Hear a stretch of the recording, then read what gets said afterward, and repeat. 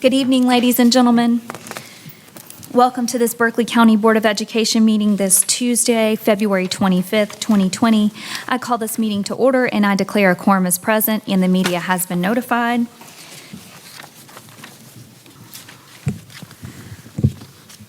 Our first item is the approval of the agenda. So moved. Second. There's a motion to approve the agenda by Mr. McQuillan. A second by Mr. Ramsey. I'd like to propose a friendly amendment to strike item 9A. So moved. Second. All right, so 9A is stricken, so now we'll go back to the question to approve the agenda. Motion by McQuillan, who accepted the friendly amendment. Second by Mr. Ramsey. Any other discussion? Hearing none, we'll call the question. All in favor, please respond by saying aye. Aye. Opposed, nay. The ayes have it, 6-0. We'll now move on to the approval of the minutes for the board meeting on February 11th, 2020. So moved. Second. There's a motion by Mr. McQuillan, a second by Ms. Bradley, to approve the board meeting minutes for February 11th, 2020. Is there any additional discussion? Hearing none, we'll call the question. All in favor, please respond by saying aye. Aye. Opposed, nay. The ayes have it, 6-0. We'll now entertain a motion to enter into executive session. So moved. Second. There's a motion by Ms. Littleton, a second by Ms. Bradley, to enter into executive session. The stated purpose of executive session is discussion of pending employment matters and the hearing of 6 student expulsion appeals. Is there any further discussion? Hearing none, we'll call the question. All in favor, please respond by saying aye. Aye. Opposed, nay. The ayes have it, 6-0.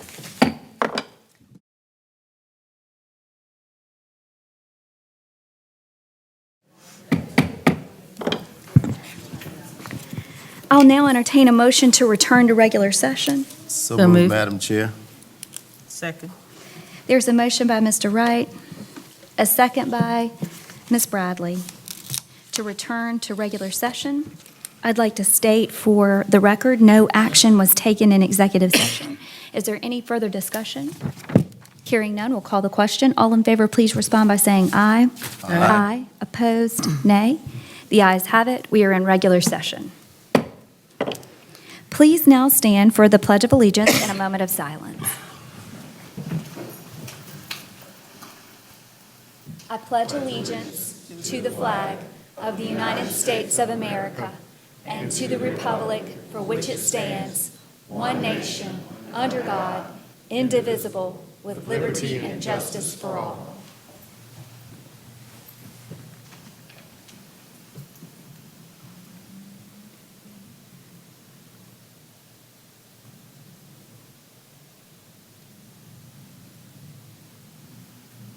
Thank you.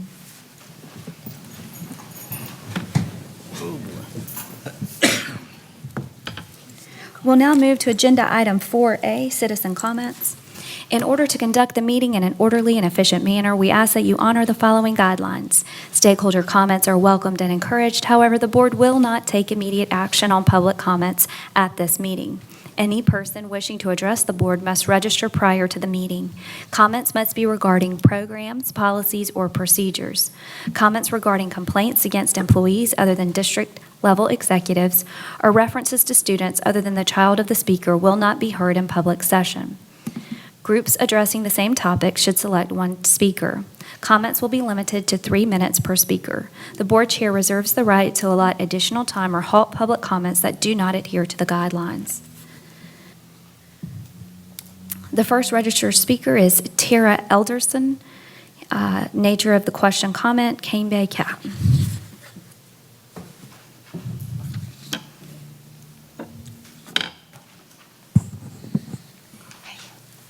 Good evening. As you said, my name is Tara Erlinson, and we currently live in Cane Bay and have 4 children. I was here 2 meetings ago and spoke with a few other women. I am back again this week because we've yet to receive any information or updates on the concerns that we voiced during the meetings a month ago. One of the issues that was highlighted was whether or not there was going to be a sibling clause added to the registration process for new students at Cane Bay. We have not heard anything. Whether you have 1 or 5 established students that already go to Cane Bay, there should be a priority for new siblings signing up to go to the school, especially now that there is a cap being enforced. When you register for the CDC, a private school, a private daycare, they all have a cap on their enrollment, and I've yet to deal with one that doesn't have a sibling clause. Having this clause would highlight the importance of keeping families together. Parents would not have to worry about having multiple kids in different schools and the transportation pains that this would cause. All of these issues were also addressed at the previous meetings. Also, I truly do not believe that it is right to expect families to pull established students out of Cane Bay if they are unable to get a sibling into Cane Bay. This negatively affects the children with changing their school, their learning environments, their friends, and you are taking that sense of stability and community away from them. Obviously, parents have the choice, but let it be their choice. Do not force that decision on them based on a cap with no sibling clause. As it was said before, do not split up families. You say you're wanting to do this wanting to do what is best for the kids, and what is best for them is to keep the families together. Also, if there is a cap and rezoning was approved, there is a definite need for address re-verification for all students, not just new registrants. We haven't received any feedback on this topic either. I have heard numerous people say that they know of families who have students who are going to Cane Bay, and they clearly do not live in the zoned area for Cane Bay schools. I live in the appropriate zoned area and have children who attend Cane Bay, but if I was not able to go to Cane Bay because I didn't meet the cap, knowing that there are others attending the school that shouldn't be, I would be furious. If people wanted to attend Cane Bay, they have to live in the zoned area. I'm no expert, and I don't know what forms should be required. Maybe something that proves residency, like a recent mortgage payment or tax return, I don't know. But if you're going to enforce a cap, address re-verification is a necessity. A response to our concerns is what we're looking for. And we want to know that it's being heard, taken into consideration, or even implemented. And this information, if we're able to receive any feedback, it would be appreciated. As of today, we have yet to receive any direct response to any of our concerns that we've brought to the board in the last month. Thank you.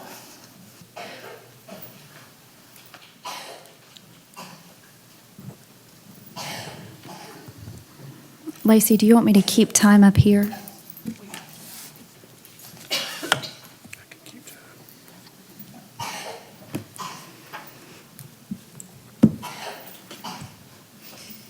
Next is LaDonna Garrett, bus situation.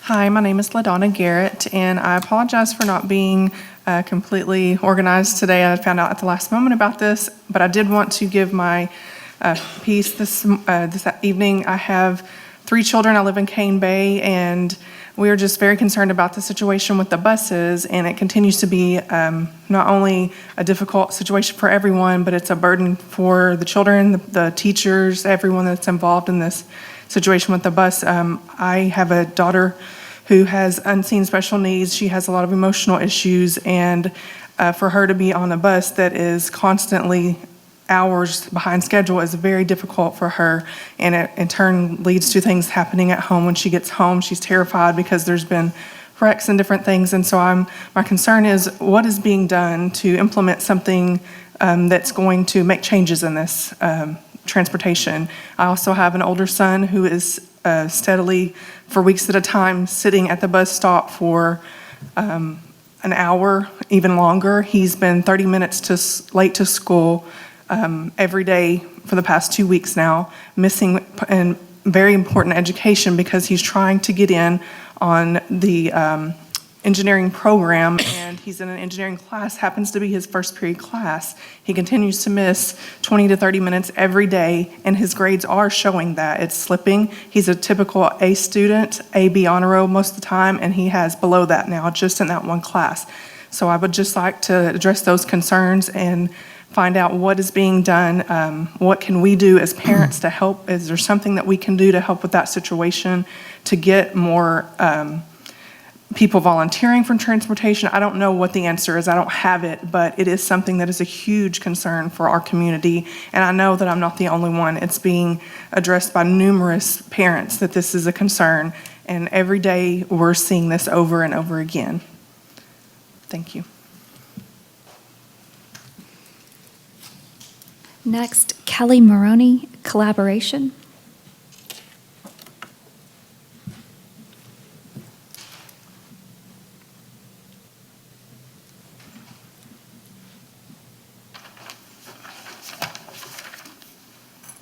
Good evening. Well, you want to start my time?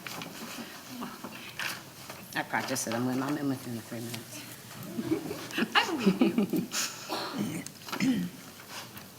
Good evening. I first would like to acknowledge the increased awareness of the bus driver opportunities. I've seen the posts, and I thank you. I would like to discuss the lack of collaboration between our school district and our community. Trust is a word that is taken for granted until there is failure. Unfortunately, the trust in Berkeley County School District is very low.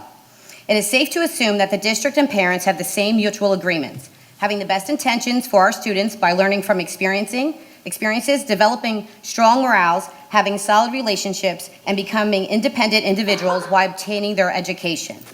However, the example we set is not very consistent. When school buses are late, children are missing scheduled learning time that is excusable compared to parents dropping off late, resulting in consequences.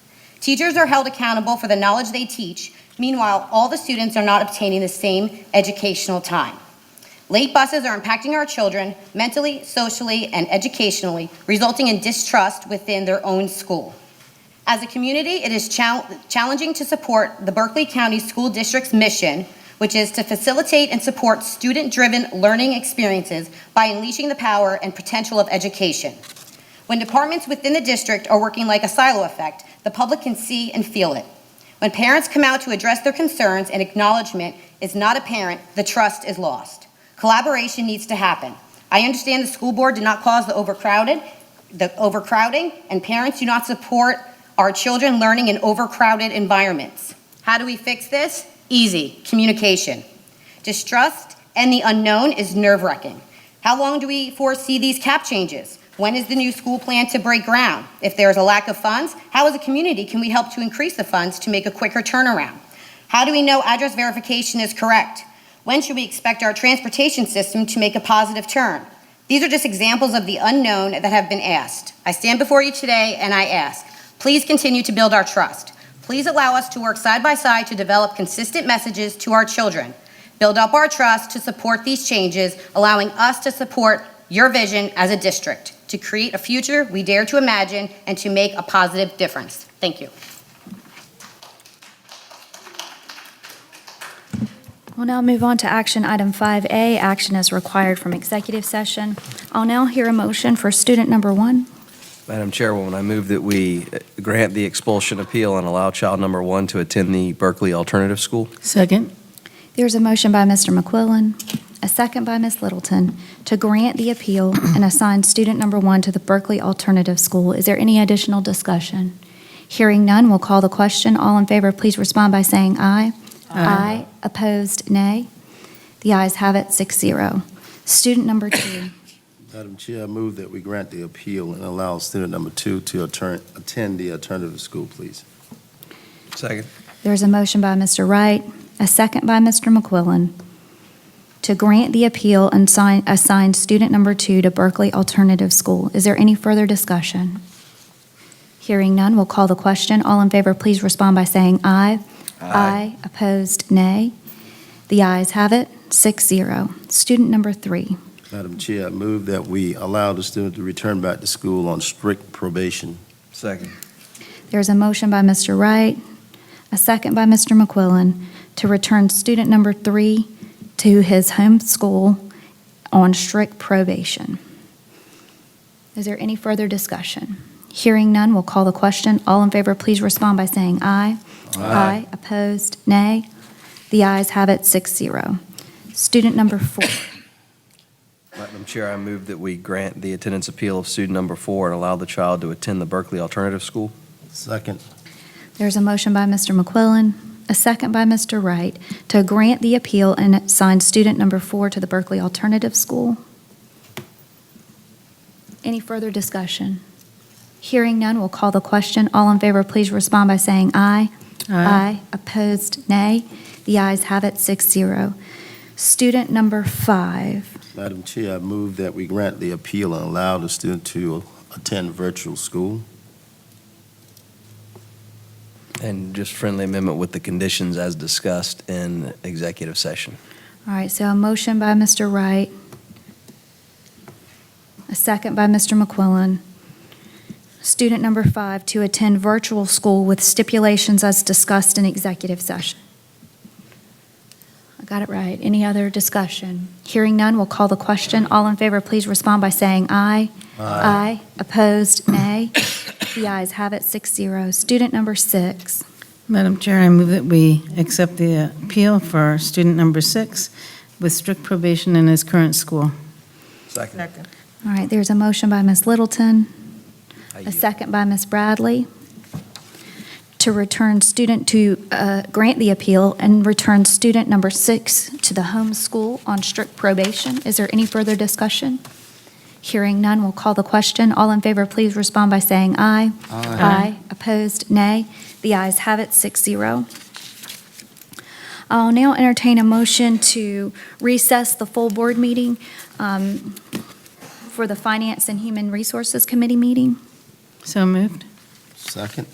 There's a motion by Ms. Littleton, a second by Mr. Wright, to recess the full board for the Finance and Human Resources Committee meeting. Is there any discussion? Hearing none, we'll call the question. All in favor, please respond by saying aye. Aye. Opposed, nay.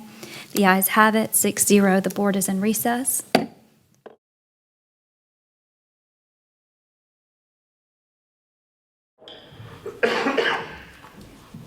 I'm calling the Committee on Finance and Human Resources to order.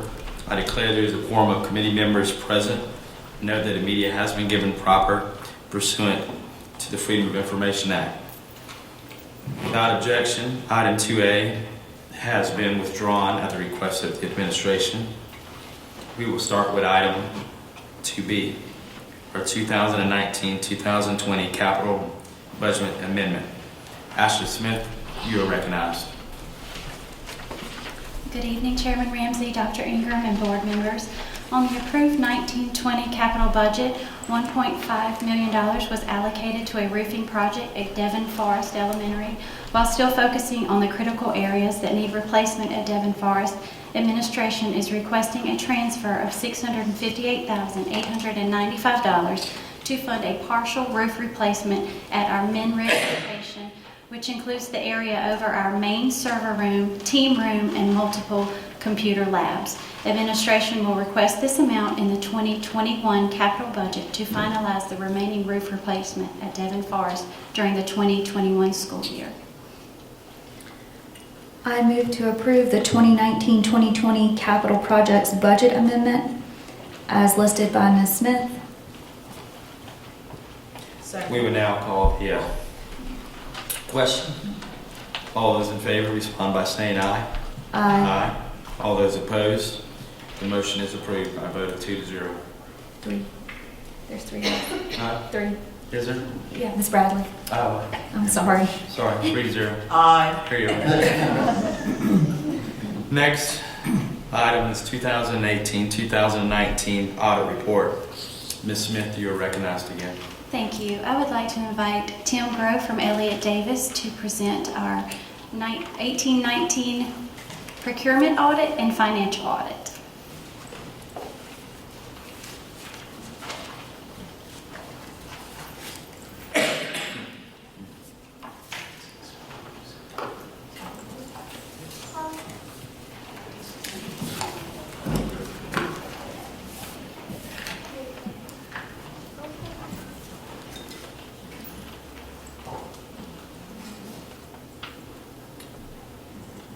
I just hit enter, right?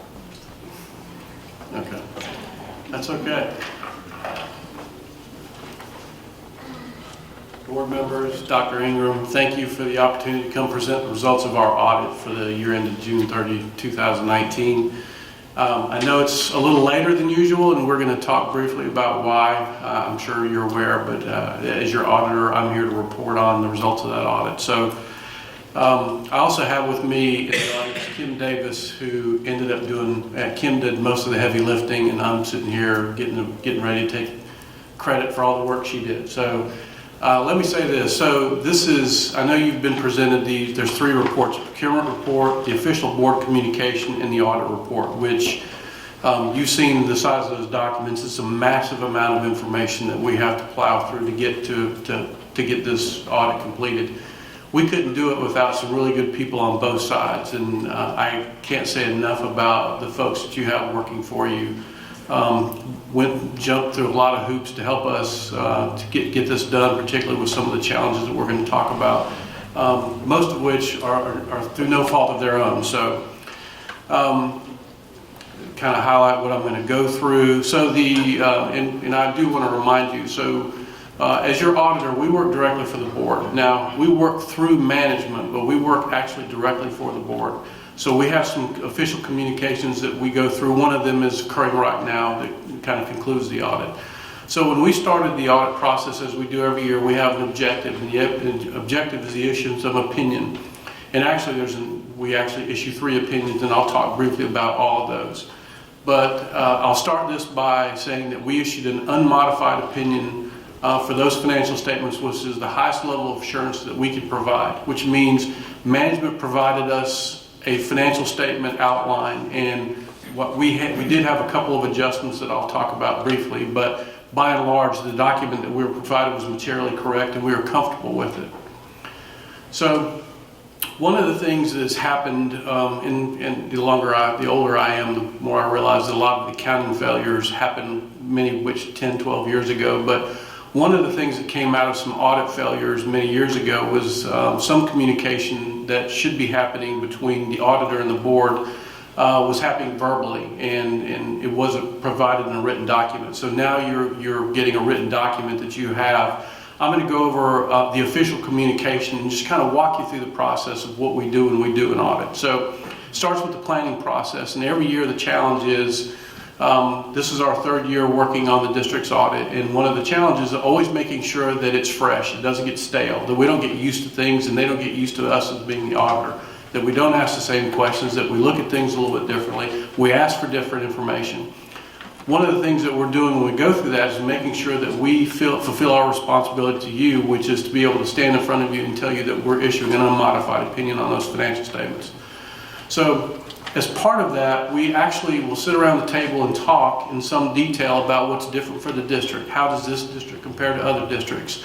We know, we do a lot of school district audits, so we routinely know where school district risks are. And most of them are for a larger school districts such as yours, are fairly common. So we certainly spend a lot of time on what we'll call the bigger dollars. But if I was on the other side of the table, if I knew that I was only paying attention to bigger dollars, I'd focus on smaller dollars. So we have to have an element of unpredictability in our audit procedures. And I harken back to when I got hired. There was certainly a weakness in the trust between finance, the board, the public. We take that responsibility very seriously. So we never want it to get old. We never want to get stale. So we routinely rotate team members on our audit team so they're bringing fresh ideas to the audit every year so it doesn't look like the same old thing. So one of the concepts we do is we don't audit every transaction. At the first of the audit, we develop a materiality threshold, which means that we certainly want to focus on those dollars at that level or higher. Now, that doesn't mean we don't give every transaction opportunity to be selected, but we're here for a materially correct financial statement audit. So we do give them an opportunity. And the other thing we talk about is the susceptibility of the district's financial statements to fraud. Certainly, we know this district is hypersensitive to that. So the typical thing about doing that is you're always trying to come up with different ways to look at it. And it's like looking for a needle in a haystack of needles. But we routinely come up with something unique to look at for this district. So, and we did that. We didn't find anything. So The other thing we're able to do is we have certain professional standards that we have whenever we do an audit. We met all of those professional standards requirements. There's significant accounting policies in footnote 1 of your financial statements. The reason I point those out to you is one of the things that we do when we go through the audit is we evaluate whether the policies of the district meet what we would consider to be generally accepted accounting principles, and they do. So we do give that, we do vet that to determine whether your accounting policies are appropriate. Every financial statement is embedded with judgments and estimates. Now, we know where those significant judgment and estimates are in your financial statements. Now, that doesn't mean we take them at face value. We challenge those judgments and we challenge those estimates to come to the same conclusion that management did about how they're embedded in your financial statements, and we feel comfortable with that as well. So in the back of your financial statements are also a bunch of disclosures, and some of those disclosures are required by governmental standards, and others are meant that are unique to the district to provide clarity on the numbers. We feel like the disclosures meet those objectives. The other thing we want to point out is we actually did post some audit adjustments, and so you have a clear sight on what we did. In that document, we actually have a list of the adjustments we posted. Some of those are the more complicated people, 1% pension credit, OPEB, non-employer contributions. Some of those things for GASB 68 and 75, which I'm going to talk about in just a second, are really complex. So we work directly with PIBA to make sure that we get those adjustments posted for all of our districts. So that is not unique to your district that we spend time with that. There were a couple other smaller entries that we went ahead and posted this year, and I have those up there related to deferred revenue, tax receivable. Those are primarily true some things up to make them cleaner and make the financial statements roll cleaner for us. They're not what I would call significant, but we wanted to make you aware of all the entries we posted. Once we conclude the audit, we finish the audit with a letter from management full of management's representations that they provided us everything we asked for. They answered all our questions. They're not aware of anything that we should be made aware of. A copy of that correspondence is also in there, and management provided that. We discuss a number of things with management as we go through this process, and what we're always trying to determine whether management is answering our questions in the manner in which we would expect them to be answered. We didn't, of all those significant things, and there were many this year, Ashley and her team were very transparent, which is, as your auditor, what we want the relationship to be. We don't want to come out and surprise anybody, and we always feel like when issues arise, if they're willing to reach out to us and say, hey, we've got this problem, we want to talk through it, that tells us there's transparency in the numbers. So I'm going to go over briefly the deficiencies we had this year. So I've mentioned this in previous board meetings, but I'll highlight them again. From an audit perspective, there's 3 types of deficiencies. There's material weakness, which is the most significant. Material weakness means there's a problem that we have, and if we don't fix it, your financial statements are likely to be materially misstated. We didn't have any of those this year. We had 2 significant deficiencies, and significant deficiencies are less severe than material weaknesses, but important enough that we want to raise awareness and make sure they get addressed. One of them relates to bank reconciliations, and the other one was the system conversion. The system conversion provided all sorts of problems this year, and I'm sure, and I know you're aware of them. One of them was the inability to do the bank reconciliations on a timely manner. So we know that those have been addressed. Management actually addressed a letter to us how those were actually being addressed, and we're satisfied with that. But it's our obligation to come here and tell you that we did have those 2 significant deficiencies. We also had some compliance deficiencies. Now, these are less severe than a significant deficiency, but we're required to report on them because you have a compliance obligation. The state of South Carolina requires that all public cash be collateralized. Either you routinely hear the word FDIC insurance. Because you certainly have more on deposit than $250,000, all your financial institutions are required to provide you additional collateral in your name. We had a situation this year where one of the banks did not provide, we had a hole in the bank that didn't provide the required amount of collateral at a point in time. Now, that got corrected, but once again, you're required to have your deposits collateralized all the time. So when we found that, we had a compliance issue and we're required to report on that. The other thing is the state of South Carolina requires your financial statements to be issued by December 2nd. It's usually the first Monday in December. And because of the system conversion, we did not meet that filing deadline.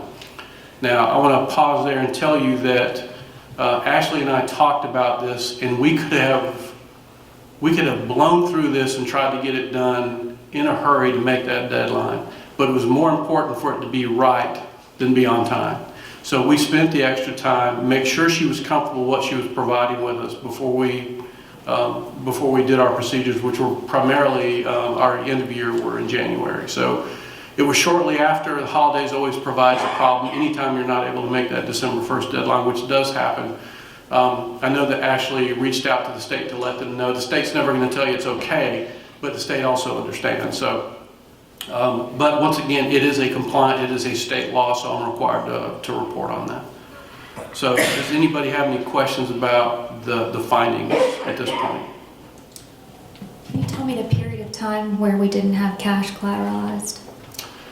I can't tell you the number of days. I'll find out for you, but off the top of my head, I don't know. Thank you. We'll find that answer for you. What about the bank that didn't have the coverage we need? The name of the bank, or it doesn't matter? Certainly she can provide that. Okay. But to our point, it doesn't, you deal with many banks. So I will say this happens periodically. The bank puts their best effort.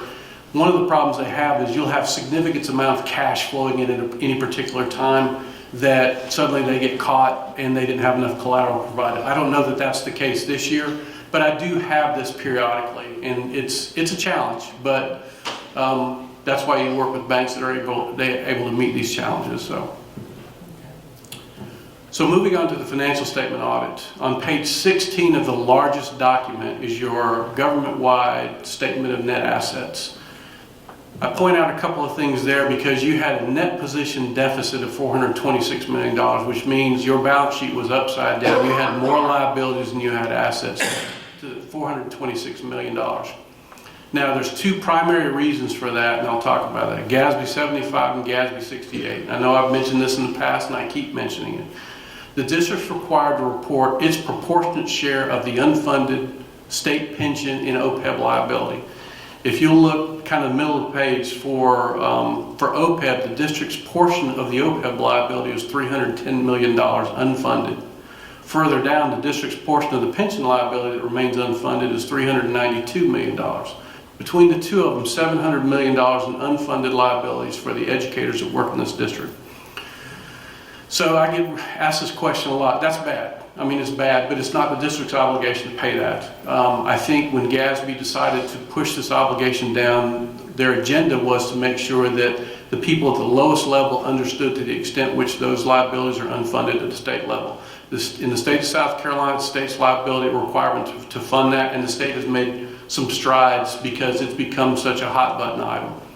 It's continuing to move where I think the state's somewhere around 55 to 60% funded, which depends on the state you're in. Some states are doing a lot better. Some states are unfunded, are a lot worse than South Carolina. So I still think it's still a grassroots movement that we put pressure on the legislators to figure out how to close that gap. But as you can see, if we didn't have to report that $700 million liability, you would actually have a net position. So both liabilities are recorded government-wide, no requirements to pay. However, I always want to take a moment to make sure everybody's aware of that.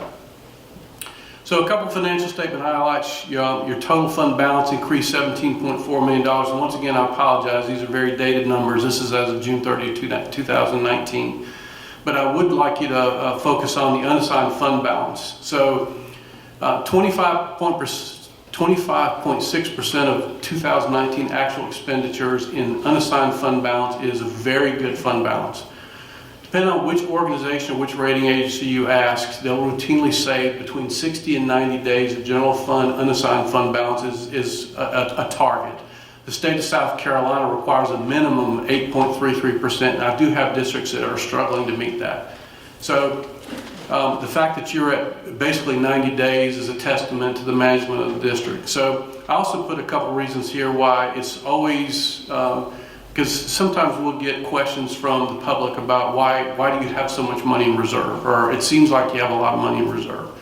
When you think about that you could just operate for 3 months, I mean, it's not a tremendous amount of money, and the bond rating agencies will continually push down your ratings if you don't maintain adequate fund balance.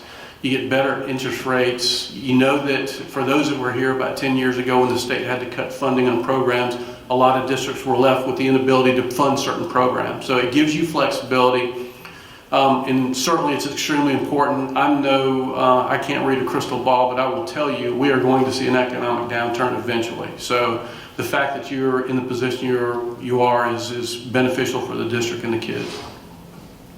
So once again, when I look at the revenues and expenses of any district, and I put it in a pie chart, where I'd want to see the bulk of your revenue is going to be state and federal, which are the two on the top, the gold and the blue.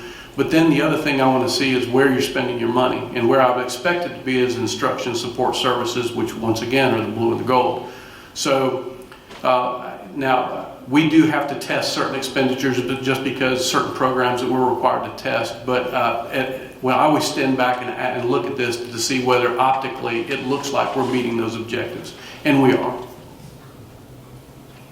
So you have a couple other funds I want to mention: special revenue and EIA, federal, state, and other grants. Total of $53.8 million expended in 2019 under approximately 45 programs. The problem: the district is constrained on those programs, and they can only be spent for specific purposes.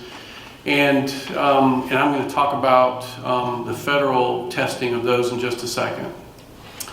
Total outstanding debt was $560 million, including 21.3 of unamortized premiums, which is a net decrease in the overall debt obligation from 2018, is what we expected to see. So as I mentioned, there's 3 opinions that we issued. The second one I'll mention here, actually, on this page. The first one is you're audited under governmental auditing standards. And because you're audited under governmental auditing standards, we're required to consider your system of internal control when we go through our procedures. I mentioned some of the control findings we had earlier. So as we go through this process, we evaluate those controls that we consider key to meeting your financial, your reporting obligations. And then we're required to report on anything that we find. And we had those 2 significant deficiencies and the 2 compliance issues that I mentioned earlier. Finally, because you receive federal awards, we're required to do what's called a single audit. So we're required to rotate major federal programs and test those programs. For most districts, those are Title I, IDEA, improving teacher quality, food service, and for this district, Head Start is also a major program. Now, we're given very specific ways to go about testing those, and ideally we would have a rotation where we're testing maybe 1 or 2 a year. The way it worked this year, we ended up having to test 3. Once again, we had no findings over your compliance requirements and the controls over compliance for federal programs, which is key to you continuing to receive those federal benefits. So you were a low-risk auditee, which means that you've not had any single audit findings in the prior 2 years, which means we're able to test less. The federal government expects us to test less. So both of those opinions, again, were unmodified, which is the highest level of assurance that we can provide. So in summary, 3 unmodified opinions. You are in sound financial condition as of June 30, 2019. And I do want to mention, it was a challenging audit year because of that conversion. I know that Ashley was about to pull her hair out many times, and she was hyper concerned about how we were perceiving that, because we talk a lot about appearances, and when we ask questions, are we getting straight answers? Is there hemming and hawing? Do they not know what am I worried that they not know what they're talking about? Do we feel like they're keeping things from us? We didn't have any of those issues at all. So I appreciate the fact that they're willing to reach out and say, we're having challenges, we want to do the right thing, and we felt like they did. So I will stop there and see if anybody has any questions.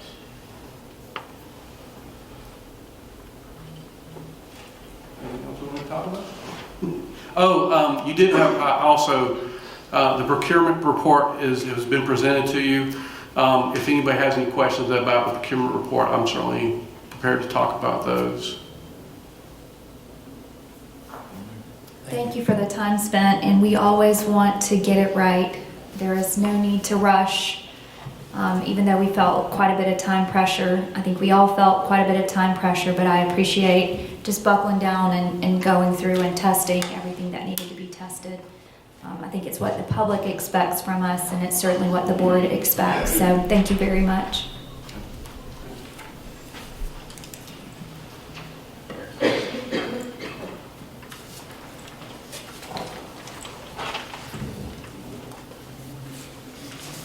At this time, I will entertain a motion to adjourn. So moved.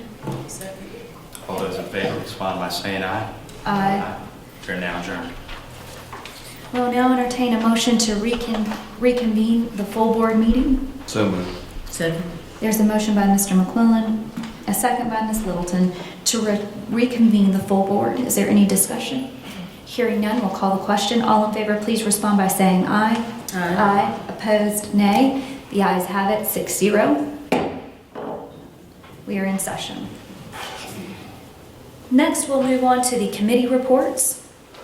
The first report is from the Committee on Academics and Innovation. Ms. Condor is sick, so Ms. Littleton will be giving the report. Ms. Littleton, you're recognized.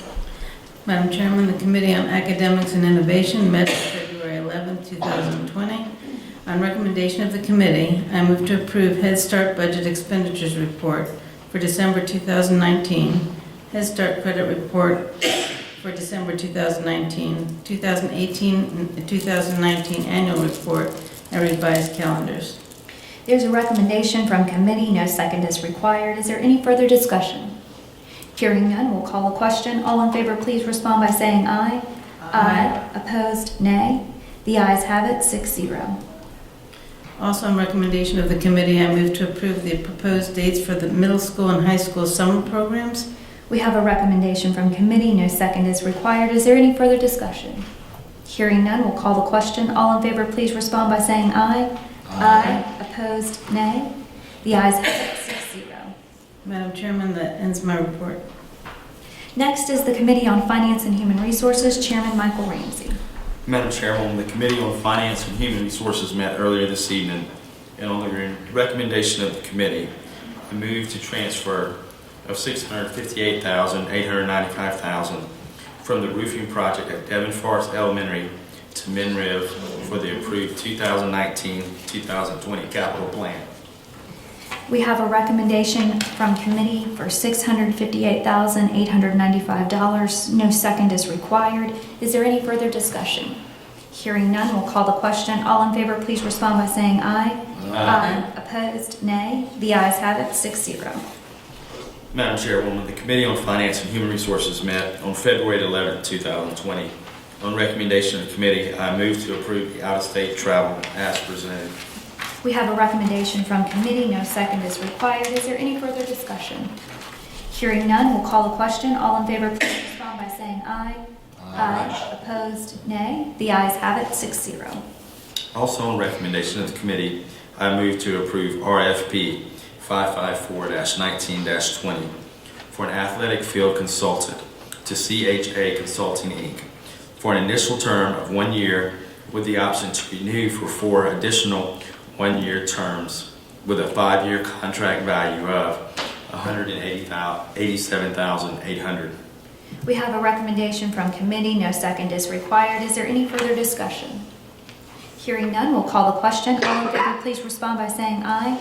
Aye. Opposed, nay. The ayes have it. Nay. I'm sorry. 5-1. The ayes have it. Madam Chairwoman, that concludes my report. Thank you, Mr. Ramsey.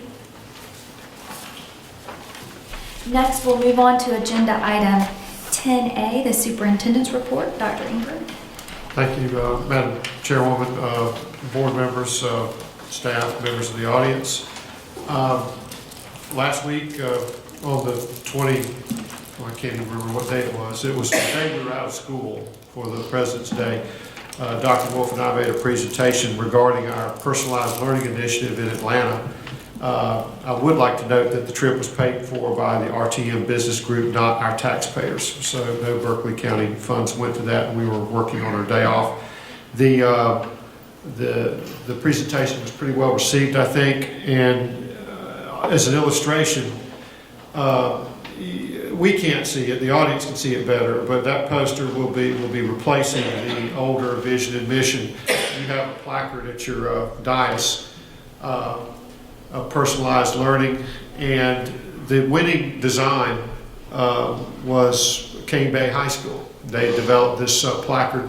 I mean, we developed content collaboratively with students, with teachers, with business community groups and parents involved.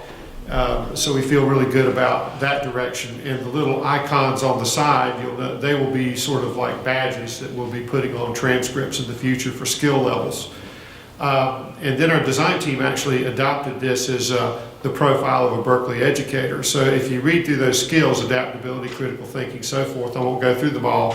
If we hire people that have those skills to help impart the skills that we want to our children, I think that will be very robust indeed. So that's certainly the goal. And you'll notice on the board, we've been sort of batting this around. We do think that the board on the left side, those are the board's value-driven goals and commitments. And as I made a presentation at the School Board Association on Saturday in Hilton Head, and thanks to Ms. Bradley and Mr. Wright for being there to support me in that endeavor. And Michael, we had a good time. Sorry you couldn't make it because you're out down with the flu. You'll notice that there are no numbers and there are no targets on those value-driven goals and commitments. But the presentation on Saturday was well received, and I think Mr. Wright and Ms. Bradley can attest to that, and several board members from other districts were stopping by afterwards to talk to us about that, which was feeling good. But we can measure those things, and these are things that count the most. And if we focus on the things that count the most, then I think we're going to be really good shape. No, we're not where we need to be. We know that. We're going to work very hard to get to where we need to be. And we do want our community involved in that. But I want you to know that you're working with a board that is basing its mission on values, and that's a good thing. So again, we weren't trying to toot our own horn a little bit, but I wanted to commend the board for that. Because it was very well received both in Atlanta and at Hilton Head last week. Today, I, along with several cabinet members, attended the ribbon cutting for the adaptive playground equipment at Berkeley Elementary, but not just at Berkeley Elementary. All of our elementary schools now have adaptive playground equipment. This is huge, and I just want to publicly thank this board and our legal counsel who were responsible for recovering considerable funds from misfortunes of the past, and then having the courage to allocate these funds to the purchase of this equipment. It's about access for all children, and really it was even though we were forced inside because of the rain, it was very moving, and lots of tears. I don't cry much, but I came a little close, but except when Dad spanked me, I cried a lot. But anyway, it was very moving. The children were absolutely delightful, and we enjoyed that very much. Thursday morning, I'm meeting with the Business and Industry Advisory Council at Westview Elementary School.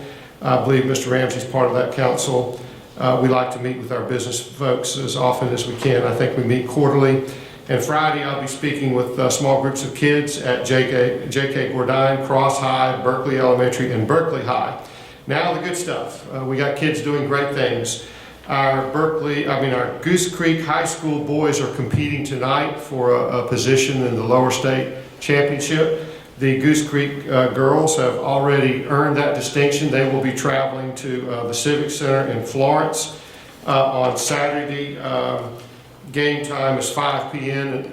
and we hope that the boys will join them Saturday, but we won't know until a little bit later tonight. Also, I want to note that on March 4th, we have a day at the Capitol. It gives opportunity for us to go to the Capitol in Columbia. It's called 2 Days at the Capitol. Berkeley's turn is on the 4th of March. If anybody wants to attend that, give Lacey a call and we'll line that up for you. I do talk with legislators on a regular basis and put in our 2 cents, but that's important. Also, I would like to recognize I don't want to forget these two people. Robbie Burleson, senior at Goose Creek High School, is going to New York Saturday for his final audition for Juilliard. The Juilliard School, he plays the oboe. And recent graduate, Rayleigh Brabham, I'm going to brag, was the pitcher of the week softball for the Sun Belt Conference.